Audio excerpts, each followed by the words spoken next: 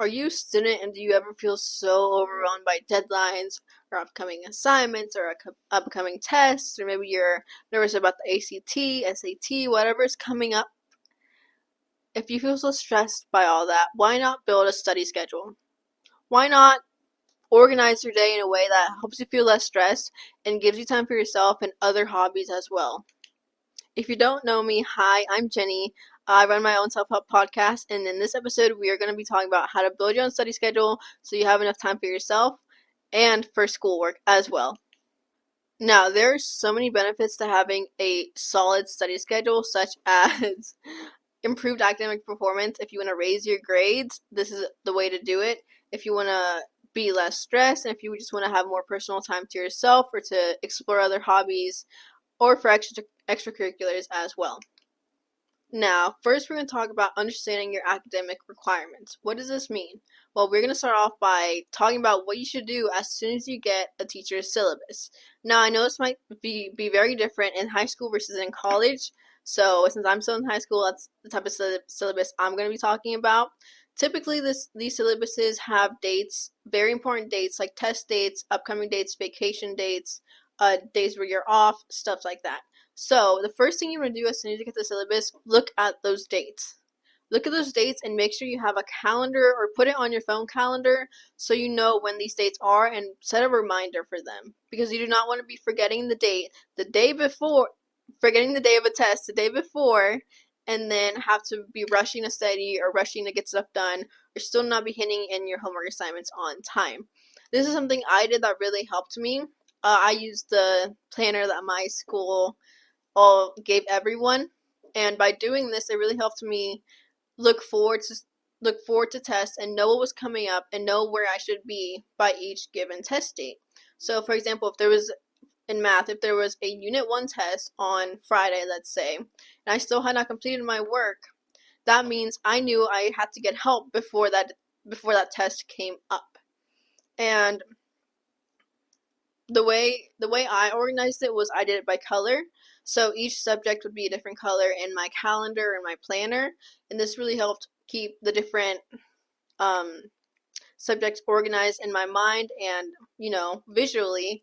And I think keeping this somewhere where you can see it every day, for example, on your phone, a calendar, you can see it every day on your phone, or maybe buy yourself a physical calendar, like a whiteboard calendar, and put it on your wall and write down dates and stuff. And this could even be something relaxing for you to do as well, like just putting on some music while you're listing down dates, maybe making the calendar look really pretty. Of course, don't spend too much time on this, but it is something that you could look forward to erasing it, making it all pretty. And of course, if this helps you stay organized and it reminds you of certain dates that are coming up and dates that you need to be looking forward to in exams and all of that. So just keep that in mind. That should be the first thing you do when you get a syllabus in any class, if anything. Now, another thing you should do is you should set academic goals, especially in subjects that you tend to struggle with. For example, I struggled a little bit in chemistry last year, and just setting goals, whether that be short-term goals or long-term goals. I'm going to give you an example of a short-term goal that I had in chemistry. So my short-term goals would be, since quizzes were not worth as much as actual standardized tests that we had, my goals were to do as best as I could on the quizzes, so I could show myself that I knew what was going on, I knew the material, and I knew whether I needed to ask for help before the test or not. And this was what the quizzes were for, honestly, just to see if you understood everything and all of that. That would be a short-term goal. Now, a really long-term goal would be end with an A by the end of the semester, which is what I did, which is what ended up happening because I kept setting these long-term goals and these short-term goals, and I would not stop until I reached these goals. And if I needed extra help, I would ask for it, which I will talk about a little bit later in the episode as well. And some goals could be improving your grades in a subject. I know for sure I wanted to improve my grade in chemistry and my grade in math really, really bad. Maybe completing assignments. That could be a really easy short-term goal.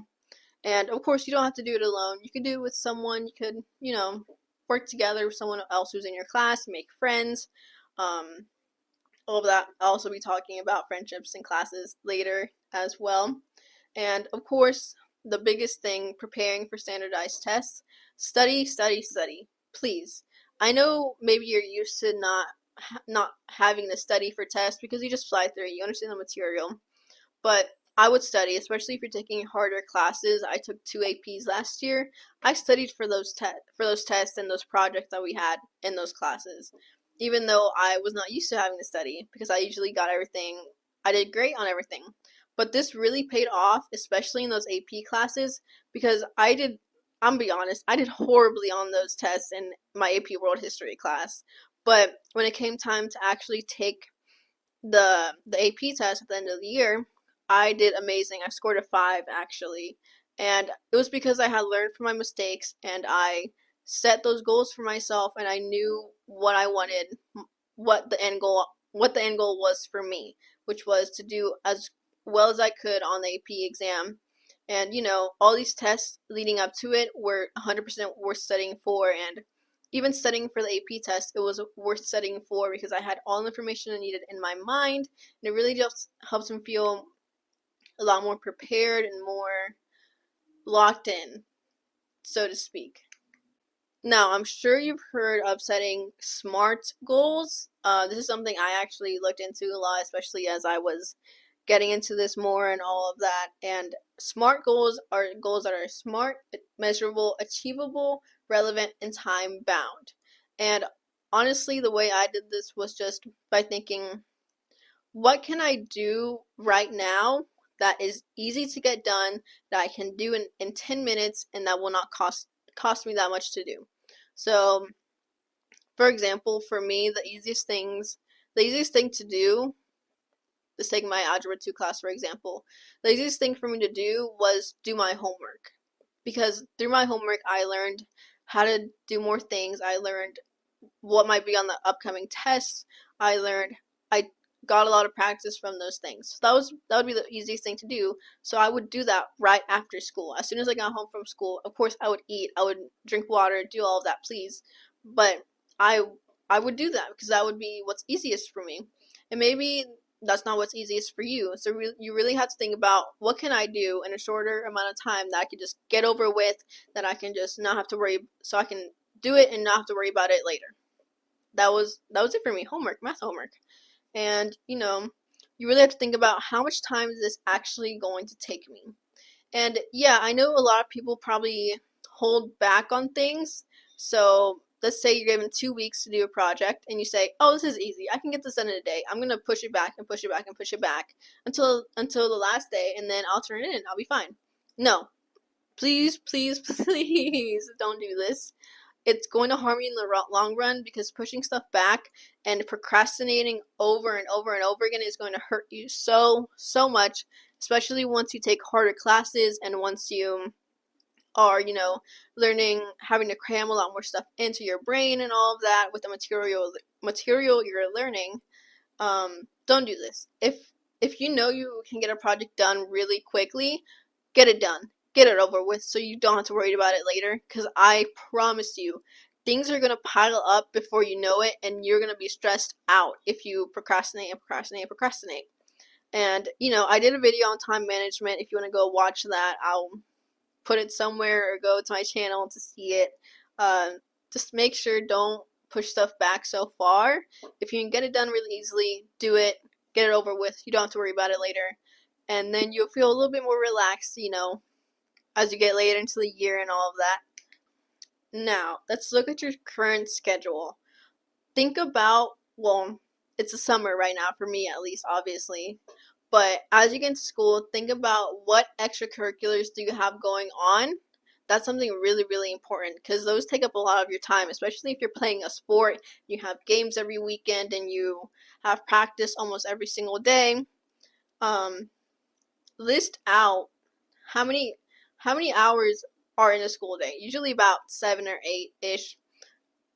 And then you want to list out what other things you have going on, or maybe you have a book you want to read. List that on there. List out your commitments, basically. So school is a commitment, extracurriculars, jobs, that's a really big commitment.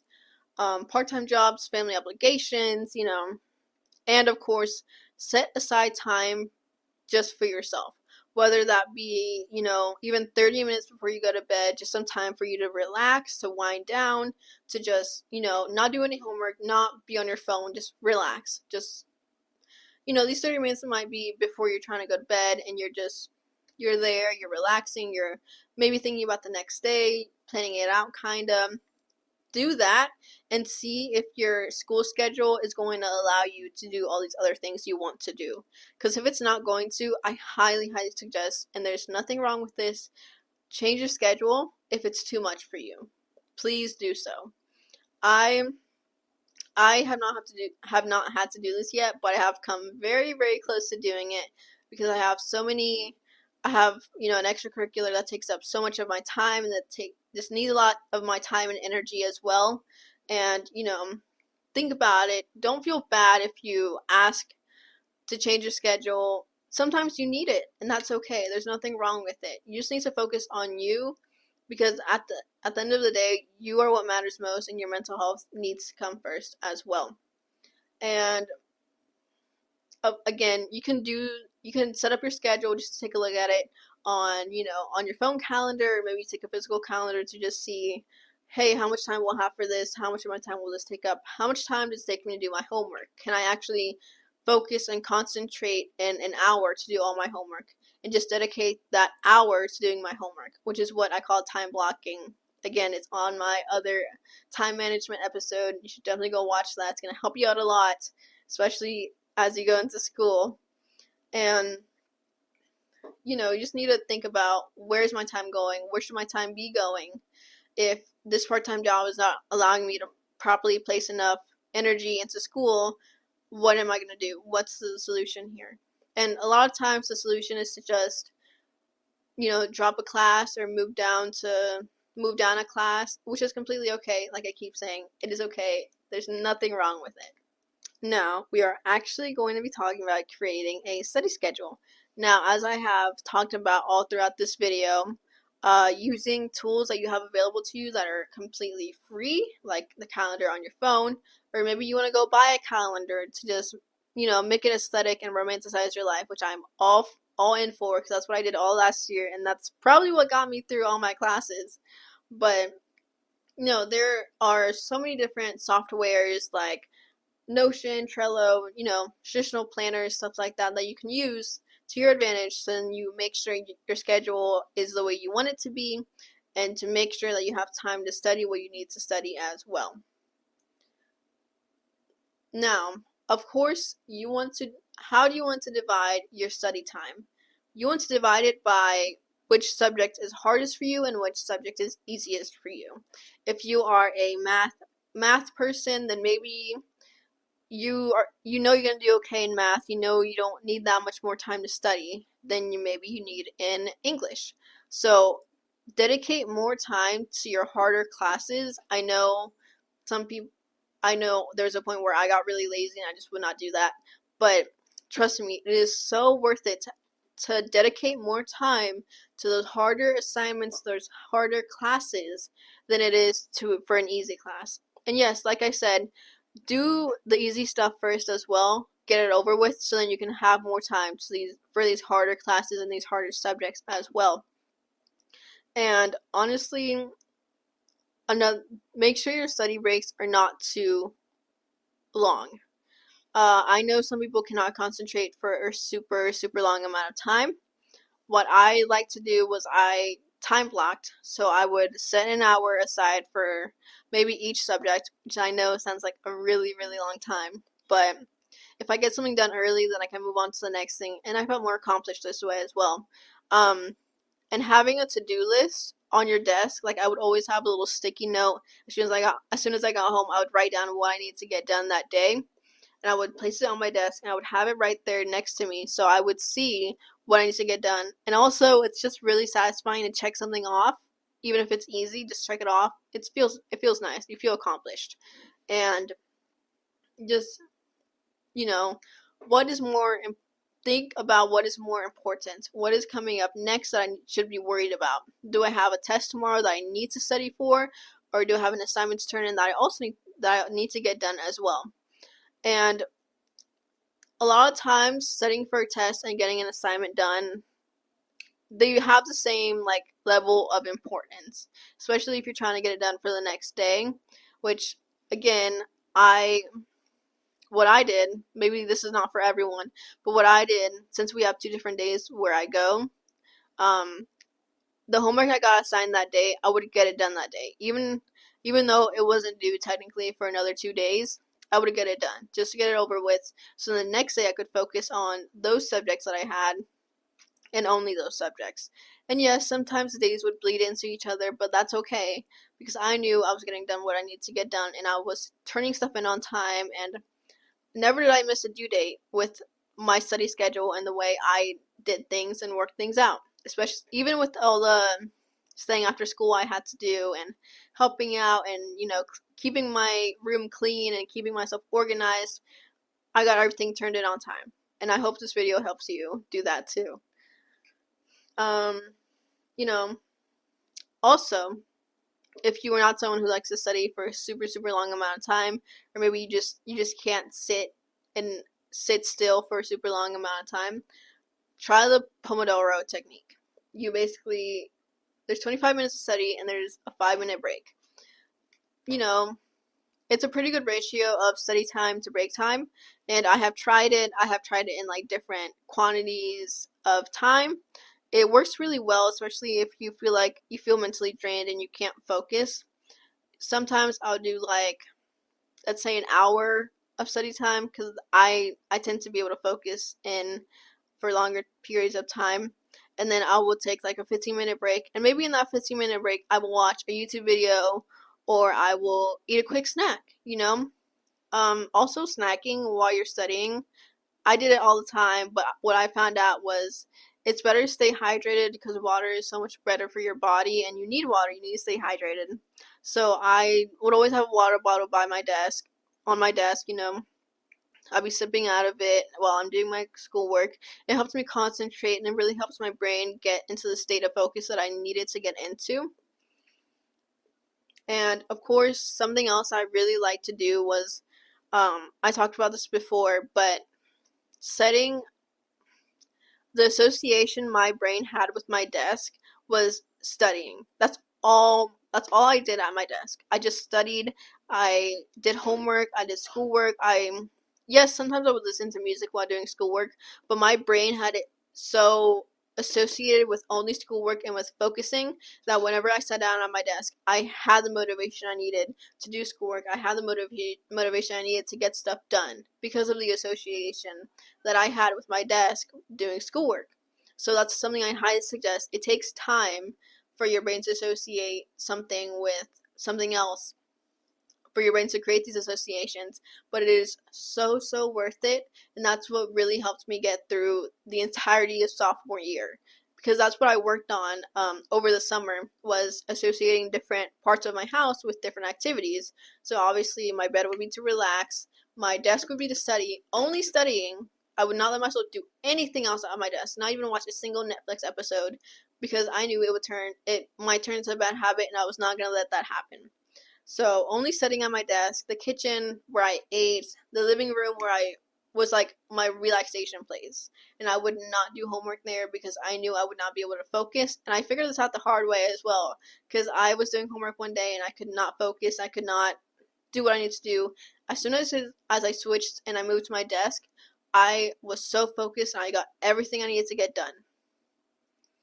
Now, after a little rant, of course, you may want to have study sessions with friends. That's something really important to do, and especially if it's a longer study time that you're trying to get done, or a larger project you need to get done, just make sure you're studying with someone who will keep you on task and will not distract you. Your friends might be a little bit harsh about it, but maybe even make friends with people in the classes that you find harder, especially if those people know more about the subject that you're trying to study, or they could help you out. instead of, distracting you from doing your work constantly. Now, how do you actually implement your study schedule? How do you actually manage your study schedule? Um, for me personally, I like to start as early as the summer. For example, getting up early, I'm trying to do that over the summer more, just so my body is used to getting up early and doing all that and getting ready for school. That's really, really simple. You have time. It's okay to make mistakes over the summer because it's the summer. You're supposed to be relaxing anyway. But still, sneaking in sometimes, like, think about, hey, what should my study schedule look like? Take a look at your classes as well, like I said earlier. Take a look at the classes that you signed up for and see what's going to be hardest. And what's going to be hardest, what's going to be easiest, and just think about it. Be like, okay, well, I know what I'm prioritizing. I know what I'm not going to prioritize as much. And just think about that as well. And obviously, start off small. Don't push yourself to an extreme that's going to be too much for you. By starting off small with study schedule, I mean maybe make your study time shorter and then gradually increase it over time once you get used to studying for a certain amount of time and focusing for that amount of time, and then you can increase the time, because then as you grow this, it's going to help you even if you're growing it like throughout the 4 years of high school or whatever your grade you're in, or it's going to help you, especially as you get further into your educational career. If you just have these habits developed already, if you just know what works for you and what doesn't, it really is just about trial and error, finding out what works for you, what does not work for you. Maybe the Pomodoro technique doesn't work for you. Maybe you're just a lot better at sitting down at your desk and focusing for hours on end, with no distractions, and you'll be okay. And you and your friend might not have the same study method, but, help each other out. Talk to each other, be like, hey, what works for you? I don't know, what works for you? The Pomodoro technique. Okay, cool. Let's try that out right now together. And, it just helps and keeps you from feeling so overwhelmed and forcing yourself to stay focused for a long period of time if you just can't do that. I know not everyone can do that, and that's okay.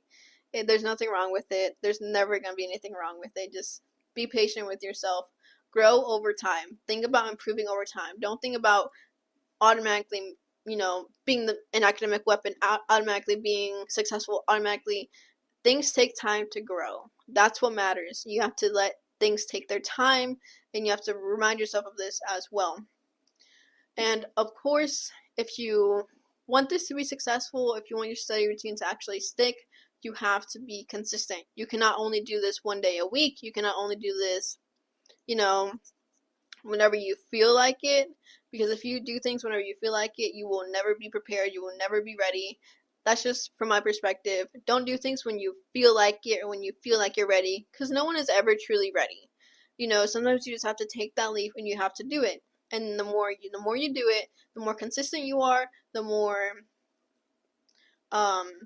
you build up this routine over time, the easier it's going to get. It's going to feel like second nature to you, sitting down at your desk and just locking in and doing your schoolwork that you need to do as well. Just keep that in mind. Routine, consistency is everything, especially not just in schoolwork, but in so many different aspects of life as well. It's going to save you so much time if you could just stick to a habit and just do it every single day until it becomes, like I said, second nature. It's going to help you out so much. If you want to build this discipline, that's what I like to call it, discipline, because it takes a lot. It's not easy. Sometimes it's not easy. Sometimes it can be really easy if you're already used to it or stuff like that. If you want to build this discipline, you need to set routines, set reminders. You have to have, like I said, a dedicated study space. Like I have my desk, dedicated study space. Remember, or maybe you want to go to the library to study, and that's your dedicated study space. But that might not always be available to you, so just keep that in mind as you are choosing a study space for yourself.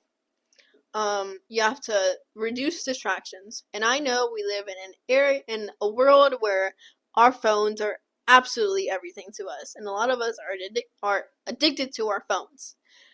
So, what I mean by reducing distractions can sometimes mean for you, turn off your phone, and turn off your phone, put it somewhere where you're gonna put it away. And if you have the actual discipline to just leave your phone on your desk and not be on it, congratulations, congratulations, because I have not met many people like that. And I'm not gonna lie, there's nothing wrong with it, but our phones, your life should not revolve around your phone. You have other priorities, you have other tasks to do that you need to get done. Just keep that in mind. And I know it might seem scary turning off your phone to do schoolwork, but trust me, it's going to be worth it if you just don't spend so much time on your phone. If you just are not distracted by your phone at all. It's also going to help you build better connections with other people if you just can keep off your phone and keep this connection going with someone in person as well. Maybe you don't have to turn off your phone. Maybe just turn off the notifications so you don't get distracted or, you know, intrigued every time you get a ding on your phone. Please, it's so bad. The phone addiction, I sound like a millennial, but it can be so bad for you, and it's not going to help you out in the long run if you're constantly distracted by your phone or constantly prioritizing your phone and scrolling over actual tasks that you have to get done. Another thing that I really, really love to do was giving myself rewards every time. Well, maybe not every time, but every time I got something really big done, I would give myself a reward. So a reward I would give myself, because it was suited to me, was I would make myself a matcha latte, because I love matcha. Or maybe I would drink a matcha while I would be studying or doing my work, or anything like that. It just helped me have something to look forward to, or have that constant reward every time I would get something done. And this reward might look different to you. Maybe during your break, your 15-minute break, you play some video games and then you go right back to studying. What matters is that you don't take so many breaks just to get on your phone, or just to go play some games, or just to do things that are not supposed to be your priority. So then if you're constantly doing that, you're building a bad habit, and it's not good for you. And of course, taking regular breaks to avoid burnout is also very, very important. And I'm not gonna stop stressing that. You don't want to get burnt out, especially not early in your education career.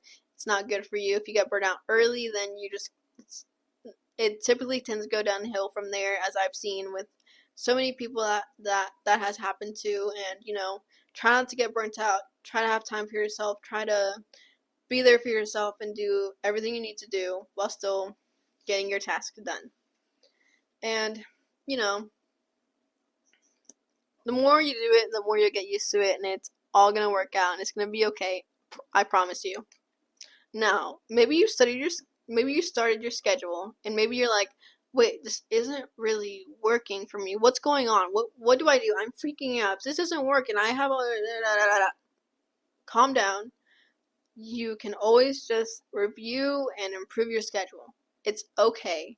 It's not going to hurt you if you try different things. If you are, looking, maybe what time should I be going to bed?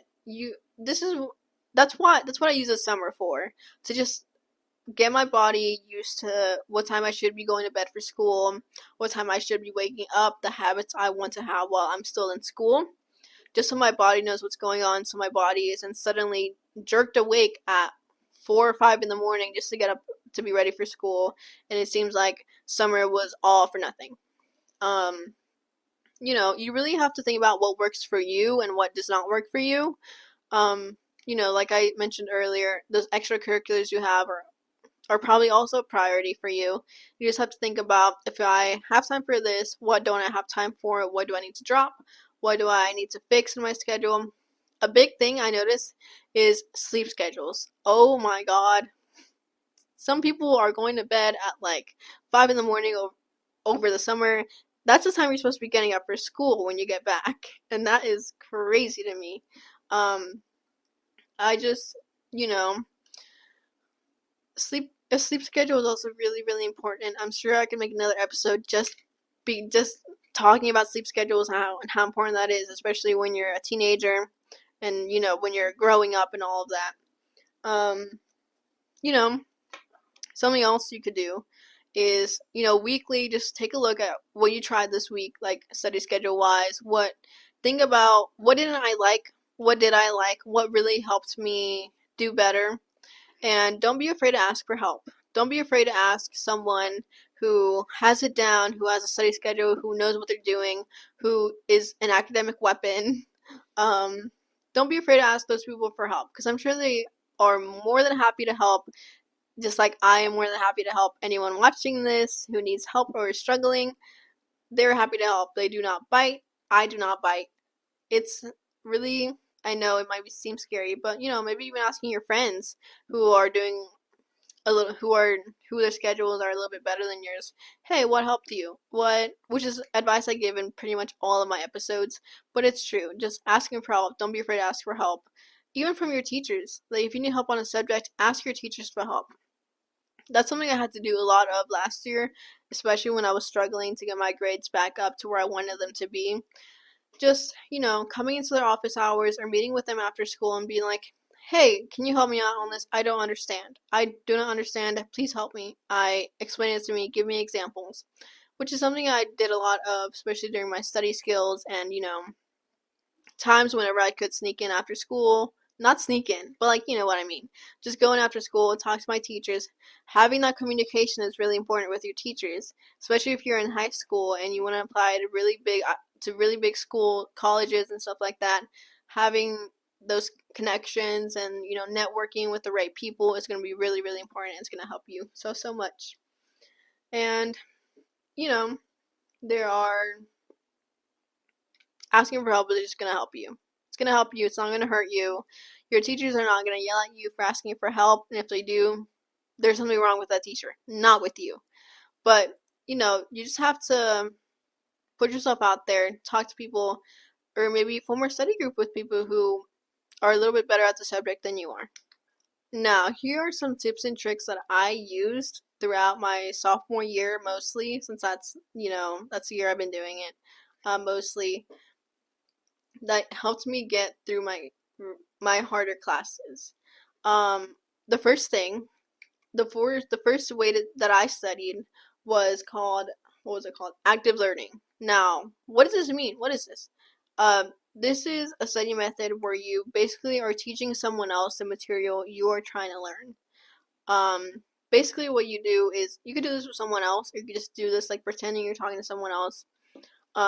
Explain the material as if you're the teacher and you're teaching it to someone, and see what you actually understand enough and what you need more help understanding, and take notes on what you need more help understanding, because maybe all it takes is just watching a really quick 5-minute video to better understand this topic, or maybe you need some more extra help and maybe you want to take this to your teacher and ask, hey, can you help me out on this? I'm having a little bit of difficulty understanding. The way I did this was, especially in my chemistry class, I would meet with my teacher and I would talk about what I understood. I would go through the steps. Well, he would also help me out doing this. I would go through the steps. I would tell them what's going on, like what the steps are, why you are doing this, and then that would help me understand better, because if I could teach it to someone else, then you definitely know what you're talking about, and what what actually stuck to your brain and what didn't. And the problem for me was some things I just couldn't explain well enough, but I knew how to do. And this is not the study method for everyone. I just recommend trying it if you are interested in it, because it will help out a lot. Using flashcards, oh my god, that helped me so much, especially in my AP World class where there's a bunch of vocab words that we had to learn. I most of the time I did not use physical flashcards. I used like online flashcards I could tap and they would flip and see if I got it right. But I know a lot of people prefer physical flashcards. Just think about if you really need physical flashcards or if you're just trying to waste time, because there really comes a point where you are able to do it online. It's just so much easier and it takes less time. But of course, I understand some people need to feel things and see things physically, so then you understand the material better. I completely understand, no shame in it. I'm just saying, just think about, is this actually going to help me, or am I just wasting time? Another thing is speed repetition. Basically, I would write things down. Well, occasionally I would do this if I was really struggling, but I would repeat and repeat and repeat. And this was something that helped me in my math class because the homework problems were usually really repetitive and obviously required you to do so many of the same steps. And through this repetition, that really helped me get through the material and know what I was doing and, really lock in what I needed to lock in and do what I needed to do. So just keep that in mind. Repetition is going to help you. Just like consistency helps you with study schedules, repetition is going to help you lock things into your brain and help you keep them in there for a really, really long time. Trust me. Just talk about things over and over again or just write things down over and over again. It's going to help you so much. Trust me. And the last thing I really like to do was if we had a lecture that day, obviously I would take notes during the lecture. I was the one kid who took really pretty notes in class, and I would always ask questions if I needed to, and whenever I could. And then at the end of each one of my notes, I would put a summary. Basically, what are the main key points that I learned, and then what was I confused on? I would write that down as well, so that I knew where I needed more help. And then I would, add. I did this in chemistry a lot. I would add like important equations, important processes, important things like that. Just so I see what was the most important things that I need to take away. So then every time I would not have to look through pages and pages and pages of my notes just to find what I was looking for. It was just easier to just go to the end of my notes and then just look at the summary. Oh, hey, yeah, this is the most important thing. Or if I was trying to help someone else in that class, hey, this is what I put as a summary. You can look at this. I'm sure it can help you and other people out as well. Um, and I think something a lot of people get confused is understanding versus just memorizing. If you're some things you just need to memorize, just need to lock into your brain, like equations that come up in chemistry or things like that, just so you know whenever they pop up, when to use them, things like that. But understanding is something completely different. Understanding is not just remembering, oh, hey, the teacher said this, now I gotta write it down. Understanding is knowing you know what you're doing, knowing you would be able to explain it if someone asked you about it, which is why the active learning comes in handy. Because that means you're not just memorizing stuff just for memorizing stuff because you're stressed and you have all this stuff going on. It's because you understand what's going on and because you would 100% know if the teacher called on you and called on you to answer a question, you would not just be like, you memorized just one equation and now you don't know what to do. Typically, this means like understanding the process of what happened or the process of breaking down an equation or solving an equation. In your English class, maybe memorization will come in handy when you're memorizing grammar rules or spelling or stuff like that. But understanding is like being able to put all those components together and actually look through it and make sure you know what you're doing. So just think about it, and that's what I had to learn the hard way, especially freshman year, because I just memorized a bunch of stuff I didn't actually understand, and that did not get me where I wanted to be either. Now, something else that's really, really important is balancing school time versus your actual personal life. Make sure you get enough self-care. That's something that was so important, especially when I was so stressed out, because I could not function when I did not have enough sleep. So I prioritize sleep, and make sure you prioritize sleep as well. It's gonna help you out so much if you're going to school on a full 8 hours a week instead of just relying on an energy drink to get you through the day. Because even just or take a shower in the morning. It might seem like a lot to do, but take a shower in the morning and just take care of yourself in the morning before school and take care of yourself before you go to bed. After, if you're done studying, read a book you enjoy to read, take care of yourself, take another shower, do skincare, do all of that because you need to show up as your best self in order to improve your grades, in order to, show yourself that you are showing up every day to school and you are doing your work and you're doing all this. It's gonna It's going to help you out so much. Don't put yourself last because you matter too. I know grades may seem like it's everything. Grades may seem like they're the most important thing in the world, but they're not. Trust me. You need to take care of yourself, and then from there you can improve other aspects of your life as well. And you're going to notice the very large shift that will happen once you start taking care of yourself. You're going to start performing better. You're going to start learning better. You're going to pay attention better because you're not running on 2 to 3 hours of sleep every night because you're staying up doing homework or you're staying up doing who knows what. So just keep that in mind. Do exercise as well, even if it's a small workout. I like to work out every day before school. Even over the summer, I like to work out. Just a quick 20-minute workout, maybe like a 20-minute walk. That gets me through my day. Even if you can't go outside, maybe just like jog in place or just do something like that. Just something to get your body moving before school, so then your mind, your brain, and your mind and your body is in the same right place that it needs to be in. Have hobbies as well. I have a bunch of hobbies that I did even throughout school. I like crocheted, I knit, I read, I did some makeup. Just having those hobbies to also keep you distracted when things are hard, it's going to help you out so much instead of just avoiding them and ignoring them and then just not having anything to do when you're bored. It's boring when you don't have anything to do sometimes. And maybe you don't need something to do, but it's good to have those hobbies that you enjoy doing, playing instruments or doing all of this stuff. Just keep that in mind. In conclusion, we talked about understanding your academic requirements, reading through your syllabus, putting things in your calendar, reminders in your calendar, assessing your schedule, improving your schedule, and assessing and reflecting what you need more help on and what you need to change, and balancing your study life with your personal life, which is the most important. So if you need to re-listen to that, please do so. It's going to help you out so much. All these things are really, really important. Remember that it takes so much time for someone to actually build a study schedule. Just be patient with yourself. Be patient with the process. Trust that it's going to work out. Don't put too much pressure on yourself if you can't get it really quickly. It happens to everyone, especially even by watching this and trying to better yourself.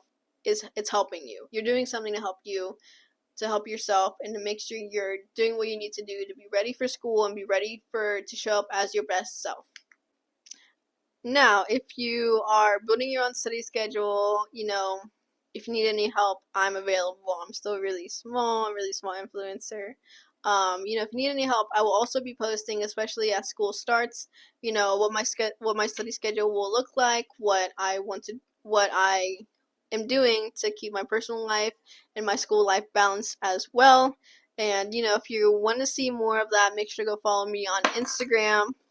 Instagram at Path of Progress with Jenny. I should be on there, and obviously I'm on here as well. Those are the only 2 platforms I'm on so far, so make sure to follow me on those. Subscribe to my channel. If you have any feedback, any questions, please you can DM me, you can comment, you can do anything you want to contact me. And I just want to say thank you to anyone who's watching. Thank you for supporting this podcast. I know I'm only 16, but this is something I've been wanting to do for so long. And thank you to anyone who's watching. Thank you to those who have always been watching, who've always supported me. It means so much. Stay tuned for what the next episode might be about. I post weekly polls about what you guys want the next episode to be about, and yeah, make sure to stay tuned, follow, like, comment, do all of that, and thank you so much for watching.